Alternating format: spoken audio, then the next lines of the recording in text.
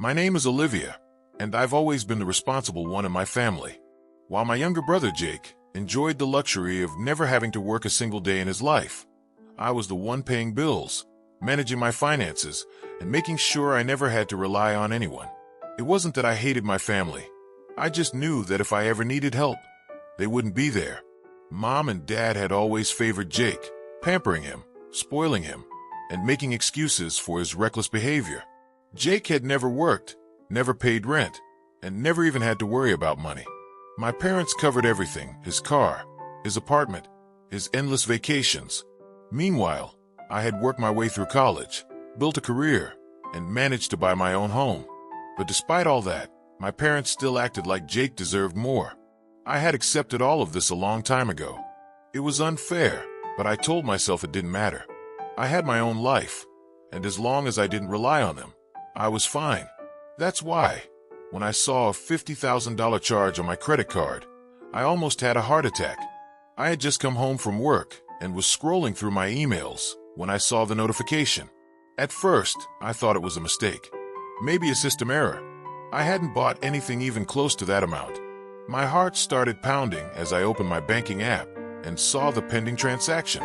It was real. $50,000. I stared at the screen, feeling my stomach drop. Who had done this? Had my card been stolen? Was someone trying to commit fraud? Panic took over, and I immediately called my bank. I could barely hear the automated voice telling me to press 1 for English over the sound of my own heartbeat. When I finally got through to a representative, I was already sweating. "There's a $50,000 charge on my card that I did not make," I said, trying to stay calm.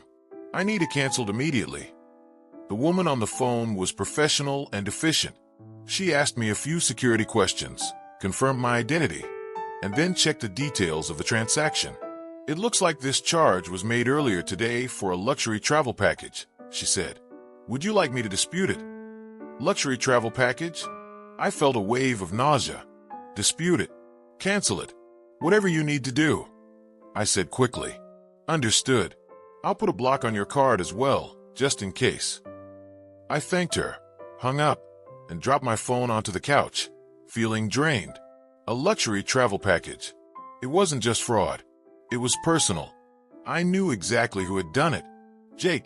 There was no proof yet, but I didn't need proof. He was the only one in the family who would think it was acceptable to steal that much money for a vacation. And if he had used my card, it meant only one thing: my parents had given it to him. I clenched my fists, trying to control my breathing. They had gone too far this time. I wasn't just going to let this go.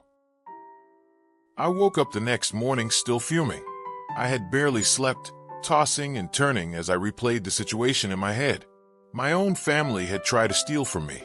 $50,000. And they hadn't even bothered to tell me.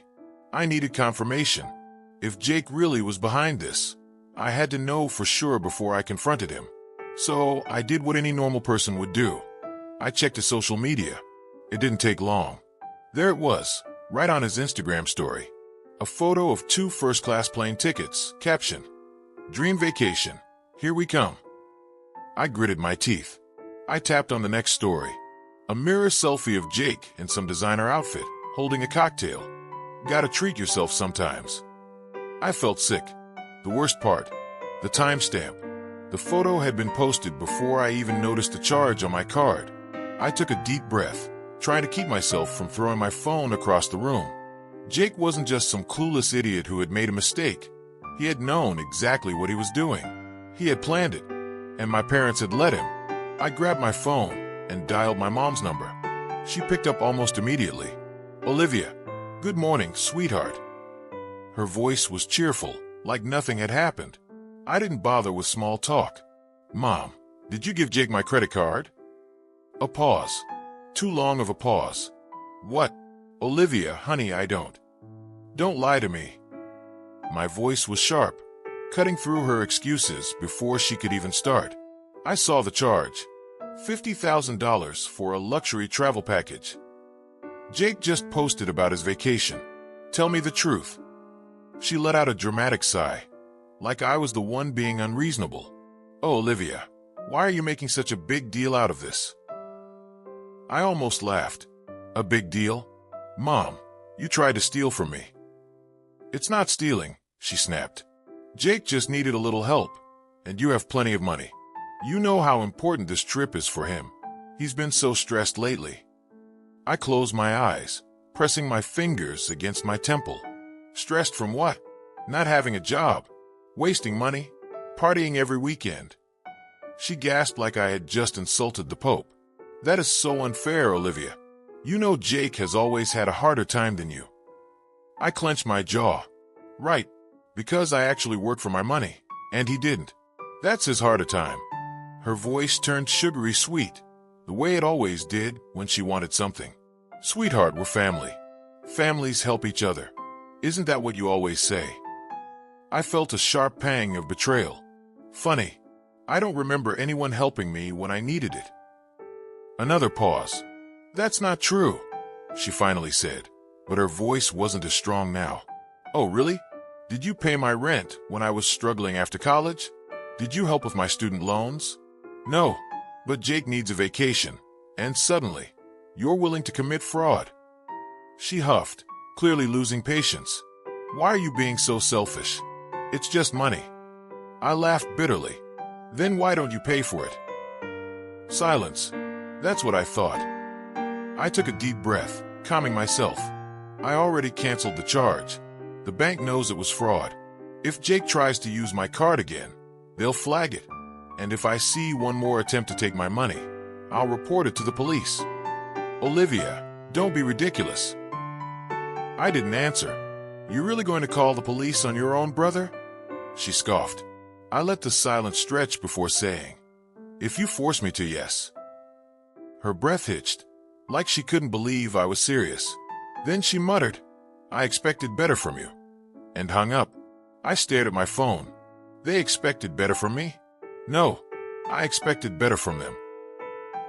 I sat on my couch, gripping my phone so tightly my fingers ached. My heart was still pounding from the call. I had expected my mother to make excuses, but I hadn't expected her to act like I was the villain. I needed air. I threw on a hoodie and stepped outside. The crisp morning air hit my face, grounding me. I walked aimlessly down the sidewalk, my thoughts racing.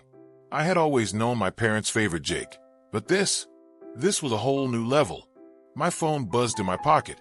I pulled it out, half expecting another guilt-tripping text from my mother. Instead, it was a fraud alert from my bank. Attempted transaction, $5,000 at luxury jewelers. Declined. I stopped dead in my tracks. My stomach twisted. Jake was still trying to use my card. I turned around and marched straight home.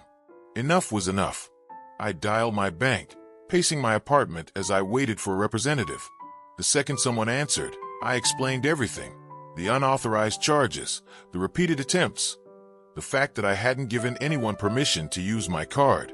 The woman on the other end was professional but firm. We'll issue a new card immediately and put a fraud alert on your account. But I have to ask, do you know the person attempting these charges? I hesitated. Did I really want to do this? But then I remembered my mother's voice, calling me selfish. I remembered Jake's Instagram stories, flaunting his luxury trip. Yes, I said. It's my brother. She sighed. In that case, I'd advise you to monitor your credit. If someone close to you has access to your information, they might try opening new accounts in your name. The thought made my skin crawl. Is there a way to prevent that? We can place a freeze on your credit. It means no one, including you, can open any new lines of credit unless you personally lift the freeze. I didn't even have to think about it. Do it. She walked me through the process, and by the time I hung up, I felt a little more in control. Jake might have tried to steal from me, but he wouldn't get another chance. I had barely set my phone down when it rang again. Jake. I considered ignoring it, but I was too angry. I answered, What the hell, Olivia? His voice was sharp, accusing. I clenched my jaw. Excuse me.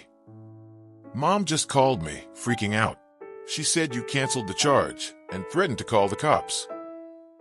I sat down, pinching the bridge of my nose. Because you stole from me, Jake. Oh, come on.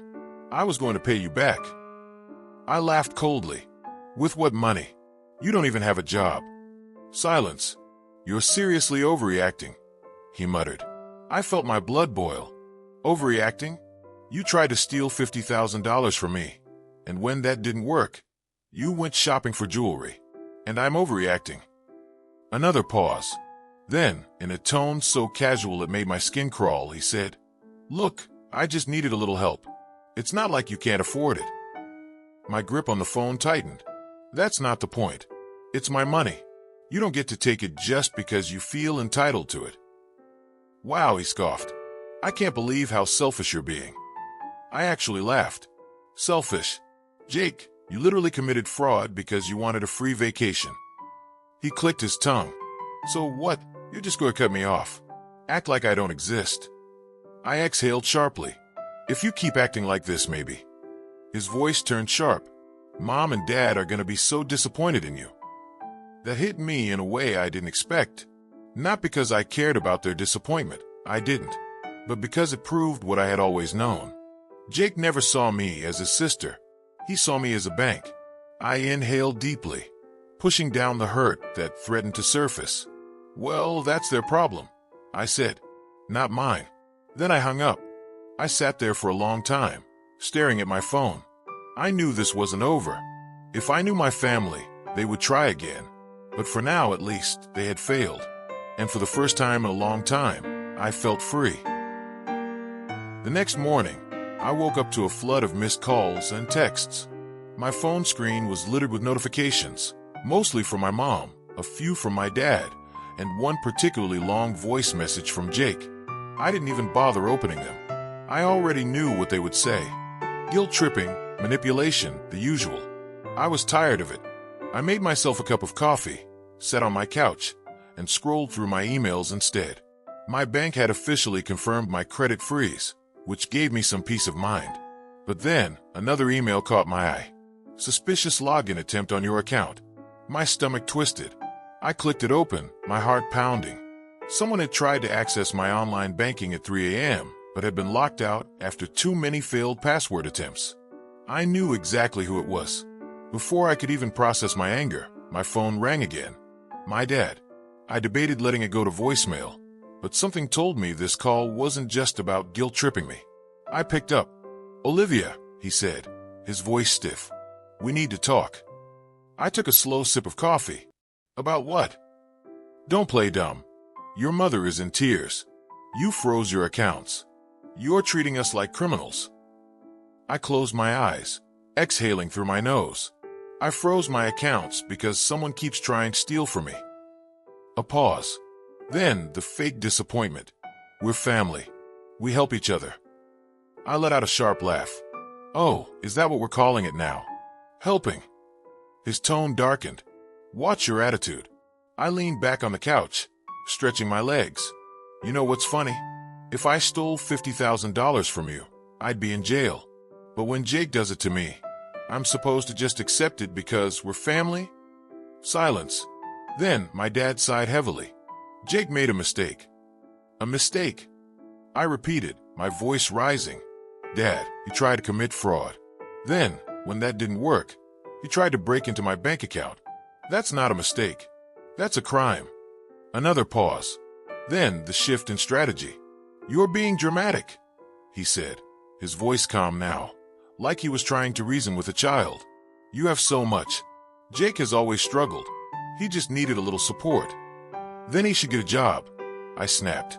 You don't understand how hard it is for him, my dad said, like Jake was some tragic figure instead of a grown man leeching off our parents. Oh, I understand perfectly, I said. I understand that you've spent his entire life making excuses for him. I understand that I'm only useful to you as long as I'm paying for everything. And I understand that you're mad at me not because I did something wrong, but because I finally told you no. Olivia, I'm done, I cut him off. I'm done funding his lifestyle. I'm done being treated like an ATM. And if you or Mom try to pull something like this again, I won't just freeze my accounts. I'll press charges. Silence. Then, in the coldest voice I'd ever heard from my father, he said, If that's how you want to play it, fine. But don't come crying to us when you need family. I smiled bitterly. Funny. That's exactly what I was thinking about you. I ended the call. For a long moment, I just sat there, letting the quiet settle. I had half expected to feel guilty, but all I felt was relief. I had drawn a line, and I wasn't stepping back over it. That evening, I was sitting at my desk, trying to focus on work, when my phone buzzed again. Another message from my mom. I didn't want to read it, but my curiosity got the best of me. "Olivia, we need to talk. You're being unfair. This isn't how family treats each other. Call me back." I sighed, tossing my phone onto the desk. I had no intention of calling her. I had made myself clear. They just didn't want to accept it. I turned my attention back to my laptop, but the words on the screen blurred together. My mind kept circling back to the same thought. This wasn't over. My parents weren't the type to just let things go. They had already tried fraud, manipulation, guilt-tripping. What was next? Then, as if the universe wanted to answer my question, there was a loud knock on my door. A bad feeling settled in my stomach. I wasn't expecting anyone. I hesitated for a moment before getting up and walking toward the door. I peeked through the peephole. Jake. Just seeing his face sent a rush of anger through me. I considered ignoring him, but I knew he wouldn't just leave. With a deep breath, I unlocked the door and pulled it open, keeping my expression blank. Jake looked annoyed, his arms crossed over his chest. "We need to talk." I leaned against the doorframe. "About what? How you try to steal from me?" His jaw tightened. "It wasn't like that." I raised an eyebrow. "Really? Because from where I'm standing, it sure looks like you tried to commit fraud." Jake scoffed. "You're seriously blowing this out of proportion." I let out a short laugh. "Right, because stealing 50 grand is totally normal sibling behavior." He ran a hand through his hair, clearly frustrated. "Look, I needed the money. It's not like you can't afford it." My stomach twisted with anger. "That's not the point, Jake. It's my money. You don't get to just take it because you feel entitled to it." He exhaled sharply. "You've always been selfish, you know that?" I narrowed my eyes. "Selfish? Yeah," he snapped. "You sit up here in your nice apartment, making all this money, while the rest of us struggle. You don't even care." I crossed my arms. "Oh, I care. I care that our parents have spent years enabling you. I care that you think you deserve a free ride while I work my ass off. And I care that you thought you could steal from me and get away with it." Jake's face twisted with anger. "You're such a bitch, Olivia." I smiled, but there was no warmth in it. "And you're a thief." For a moment, he just stood there, his hands clenched into fists at his sides. Then, without another word, he turned on his heel and stalked off down the hallway. I shut the door, locking it behind me. My hands were shaking. I didn't know if it was from anger or adrenaline. Maybe both. I had spent years trying to be the good daughter, the responsible one, the one who always did the right thing. And for what? So my parents could treat me like a bank? So my brother could try to steal from me and then call me selfish when I said no? No more. I grabbed my phone and blocked Jake's number. Then, for good measure, I blocked my parents too. They had made it clear where they stood. And now so had I. The next morning, I woke up to the sound of my phone vibrating on the nightstand. I groggily reached for it, already knowing it wasn't going to be good news. I had blocked my parents and Jake, but I hadn't considered the possibility of them using other numbers. Sure enough, an unknown number flashed on the screen. I let it ring. Then another call. And another. I sighed, finally picking up. "Olivia, how could you do this?" My mom's voice was sharp, full of accusation. I sat up, rubbing my temples. "What exactly did I do now?" "You blocked us. You blocked your own family. What kind of daughter does that?" "The kind whose family tried to commit fraud against her," I said flatly. She let out a dramatic sigh. "You're still on about that? It was a misunderstanding, Olivia." "A misunderstanding?" I repeated. "Mom, they tried to open a credit card in my name. That's a crime." Jake was desperate. She shot back. "You have no idea what he's going through." I closed my eyes, willing myself to stay calm. "Then maybe he should get a job. Maybe you and Dad should stop enabling him." "That's not fair," she snapped. We've always done what's best for this family. I laughed, but there was no humor in it. No, you've always done what's best for Jake, and I'm done paying for it. There was a long silence on the other end. Then a quieter, more controlled voice. You'll regret this, Olivia. I felt a chill run down my spine, but I refused to let it show. No, Mom, I won't. I hung up and immediately blocked the number. I sat on the edge of my bed, my heart pounding. My hands trembled slightly, but I wasn't sure if it was from anger or the weight of what had just happened. I had spent my entire life trying to keep the peace in my family, trying to be the responsible one. But now that I was finally standing my ground, I realized something. They never wanted peace. They wanted control. And for the first time, they weren't getting it. A knock on my door made me jump. My first instinct was to ignore it, but something told me they wouldn't leave so easily.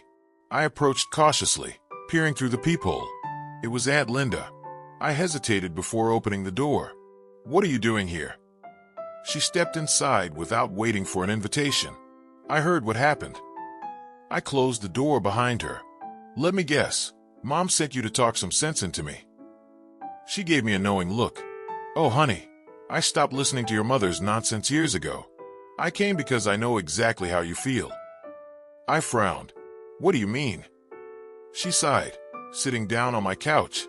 Your parents have always had a way of twisting things to get what they want. They did it to me, too, when I was younger. Took my money, made me feel guilty if I ever said no. It took me years to finally break away from it. I sat beside her, stunned. I never knew that. They don't talk about it, she said, because they don't want anyone to see the pattern. I exhaled slowly. So what did you do? I cut them off, she said simply. It was the hardest thing I ever did, but also the best. They'll make you feel guilty. They'll call you selfish. But trust me, Olivia, you're doing the right thing. For the first time in days, I felt a sense of relief. I wasn't crazy. I wasn't overreacting. I was just finally seeing them for who they really were. The next few days felt like an emotional roller coaster. I couldn't shake the feeling that I was caught in the middle of something much bigger than I had ever imagined. My phone continued to buzz with messages from my mom, who was trying desperately to get me to respond. At first, I ignored them, but then the constant reminders started wearing me down. I picked up the phone one evening, feeling a strange mix of anger and exhaustion. Olivia, please just talk to me. My mom's voice crackled through the phone, desperate yet calm. I was silent for a moment before answering. Why should I? After everything that's happened. I know you're upset, she said, her tone softer now. But what we did was out of love. We wanted to help you. Don't you get that? We were just trying to ease the burden. I felt my pulse quicken. You were trying to ease your own burden, Mom, by using my money like it was yours to take. Her voice dropped, almost pleading. You know your father's been struggling. And Jake, he's been going through so much. You don't know the pressure he's under. You don't know what it's like to be the one holding everything together. I felt a knot twist in my stomach. It was the same excuse over and over. You don't get it, Mom. I've always been the responsible one, the one who stepped up. But this time, you crossed a line. I'm not going to let you keep doing this to me. There was a long silence on the other end, and I could almost hear the wheels turning in her mind. I'm your mother, Olivia. You don't just walk away from your family. Her words hit me hard, but I wasn't backing down. No, Mom. It's you who's been walking away from me all these years, using me when it's convenient, and then pretending everything's fine when it's not. I can't do this anymore. She was quiet for a moment, and I wondered if I'd finally said something that had broken through the wall of guilt and manipulation she'd built around me. But then, just as quickly, she snapped back into her defensive mode. Fine, but don't come crying to me when you regret this. We're your family, Olivia. You'll always need us. I ended the call before I could say anything more. The last few words echoed in my mind as I tossed my phone onto the bed. I was done. I was done with the guilt trips, done with the manipulation, and done with letting them control my life.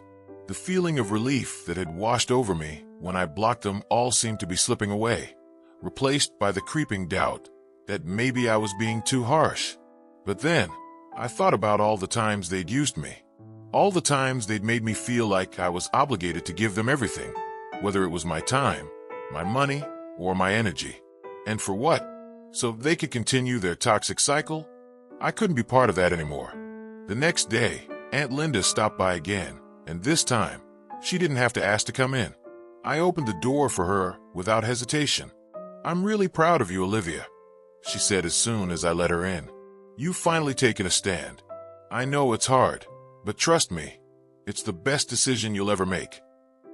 I led her to the couch, sitting beside her. "It doesn't feel like it right now. It feels like everything's falling apart." "It's supposed to feel that way," she said softly. "But trust me, it gets better. The hardest part is realizing you don't need them, that you can stand on your own and make your own choices without them trying to guilt you into doing things their way." I ran a hand through my hair. "I don't know if I'm strong enough for this." "Yes, you are," she said firmly. "You've always been stronger than you give yourself credit for. And you're not alone. You've got me, and you've got yourself." For the first time in days, I felt like someone truly understood. I wasn't crazy for wanting to protect myself. I wasn't wrong for setting boundaries with my family. "You've been through so much already," Aunt Linda continued. "And you're still standing. You can't let them keep pushing you down, Olivia. This is your life. You have the right to control it." I nodded, wiping away a tear that had slipped down my cheek. I hadn't even realized I was holding on to all this pain, but now that it was out in the open, I felt a weight lifting off my shoulders. After Aunt Linda left, I felt a sense of clarity that had eluded me for weeks. I wasn't just fighting for my independence anymore. I was fighting for my own peace. I wasn't going to let my family manipulate me into feeling guilty for living my life on my own terms. I sat down at my desk and started writing. It was the first time in weeks that I felt like I could finally focus on something that was mine, something that didn't involve my family. I could finally breathe again. The phone rang once more, but this time I didn't pick up. I didn't have to.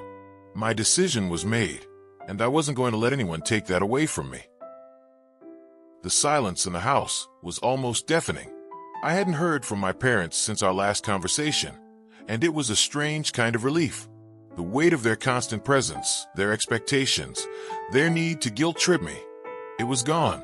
I didn't know how long it would last, but for now, I felt like I had a moment to breathe, to just exist without being pulled in a million directions. But even as I sat there, feeling a rare sense of calm, a gnawing thought kept creeping into my mind. How long would this peace last? How long before they came knocking again, asking for more? And what would I do then? I couldn't let my guard down. Not this time. The next morning, I went to the gym. Exercise had always been a way for me to clear my mind, and I needed it more than ever. As I was working through my routine, my phone buzzed in my bag. I ignored it at first, focusing on my breathing, trying to shut out the world and the constant noise of the last few weeks. But the buzzing persisted, louder now. Reluctantly, I reached into my bag, pulled out my phone, and saw the name flashing on the screen, Mom. I hesitated, my finger hovering over the green icon. Should I answer? Could I handle another one of her guilt-filled rants? Probably not. But then again, maybe I could finally get some closure. Maybe this was the moment when I could put everything to rest once and for all. I swiped to answer, my heart pounding in my chest. "Hello, Olivia, I need to talk to you." My mom's voice came through, strained and soft, like she was trying to hold herself together. It was the kind of voice that used to make me drop everything to listen. But this time, I wasn't so sure I wanted to. "What is it, Mom?" I asked, my tone flat, neutral. "I'm sorry," she began, and I could hear her take a shaky breath. "I know things got out of hand, and I wanted to tell you that I'm sorry. For everything." I wanted to scream at her, to tell her she was only sorry because she got caught. But I didn't. I swallowed the anger that was rising in my throat and decided to let her talk. Maybe she really was trying to change. Maybe this would be the apology I had waited for all these years. I didn't know, but I couldn't just shut her down immediately. "I didn't realize how much pressure we were putting on you," she continued, her voice cracking. "And I didn't mean for it to feel like we were taking advantage of you. You've always been the strong one, Olivia. And we should have respected that more. I should have respected you more." The words felt like a hollow echo of everything I had hoped for in the past. It was the same tired line, the same promises of change, but I wasn't buying it anymore. I'd heard it all before. "Mom," I said, cutting her off gently. "I appreciate you saying that, but I don't think it's enough. I don't think it changes anything. You crossed a line, and I'm not going to let you just erase that." She fell silent, and I could almost picture her standing there, hands trembling, wondering what she had done wrong this time. She was always good at making me feel guilty, always good at twisting the situation to make me feel like the villain. But not this time. I wouldn't let her do it again. "I know I messed up," she finally said, her voice small. "But please, Olivia, you're my daughter. You're all I have. I can't lose you over this." The desperation in her voice almost made me falter. Almost. I closed my eyes for a moment, feeling the familiar pull of guilt. But I couldn't let it control me anymore. I had to be stronger than that. "You didn't lose me," I said, my voice steady now. "But if you want to stay in my life, things have to change. I need to be able to trust you, Mom. And right now, I don't." There was a long pause before she spoke again. "I'll try. I'll do better. I promise." I almost didn't believe her. The words were too easy, too rehearsed. But I couldn't just walk away from her completely. Not yet. Maybe there was a chance for things to get better, but it would take time. It would take trust. And I didn't have that anymore. Not with her. Not with any of them. "I need space," I said firmly. "I need to figure this out for myself. I can't keep going back to the way things were. I won't." "I understand," she whispered, her voice barely audible now. "Take all the time you need. Just don't shut me out completely. Please." I hung up before I could say anything more. I didn't know if I had done the right thing, but it felt like a step toward reclaiming my own life. Later that day, as I was cleaning up around the house, my phone buzzed again. This time, it was a text message from my dad. "I don't know what's going on with you, but you're being unreasonable. This is getting out of hand. Don't forget who's always been there for you." I stared at the screen, feeling my anger flare up again. The same old manipulation, the same guilt trips. They couldn't help themselves. I wasn't going to let them back into my life with these tactics. I deleted the message without responding. It wasn't easy. Letting go of the idea of family, of the people I had always relied on, was one of the hardest things I had ever done. But I wasn't going to keep sacrificing my peace for their comfort. I couldn't. And for the first time in a long time, I felt like I was making the right choice. The right choice for me. I woke up the next morning feeling lighter than I had in weeks. For the first time in a long time, I wasn't drowning in guilt or second-guessing my choices. My mother's apology had been unexpected, but I wasn't naive enough to take it at face value. I had given her a boundary, and now the real test was whether she would respect it. My father's text, on the other hand, was a reminder of how deep their manipulation ran. I had deleted it without responding, but his words still echoed in my head. I spent the morning trying to distract myself, cleaning up the apartment, making coffee, scrolling through my phone. I had a few missed calls from Sarah, my best friend since college. She had been one of the few people who really understood the mess that was my family, and I knew she'd want an update. I wasn't ready to rehash everything just yet, so I sent a quick text instead.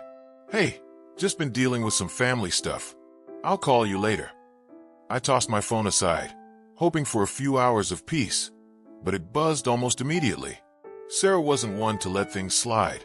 If by family stuff you mean finally standing up for yourself, then I want every detail. Brunch? My treat. No excuses. I smiled despite myself.